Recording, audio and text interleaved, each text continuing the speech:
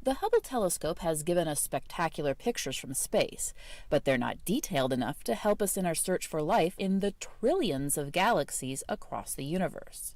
If tens of percent of stars have planets that could resemble the Earth and could potentially have life, then the implications are that there are billions of them just within our Milky Way galaxy. As a member of the NAS Committee on Exoplanet Science Strategy, Justin Krepp is focused on how and what the United States will explore in space over the next decade. In September, the committee released a report detailing several recommendations to do just that. First, it encourages NASA to develop and launch a space-based mission specifically to image and characterize Earth-like planets around the stars. But that's not easy. If you try to image a planet, you run into several difficulties straight away. One is that their separation is very small on the sky, so you need a certain size telescope to do that. The problem is that Earth's atmosphere blurs out the images, and so it exacerbates that problem.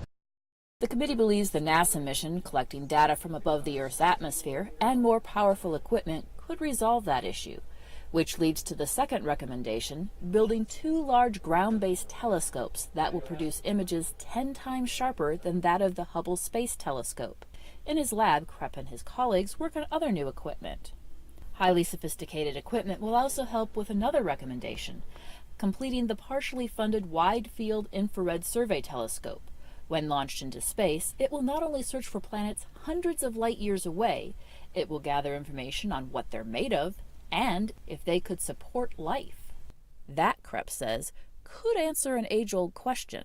Are we alone? This is a question that impacts not only science, but theology and philosophy and other areas. And so it's a curiosity. It's part of being human.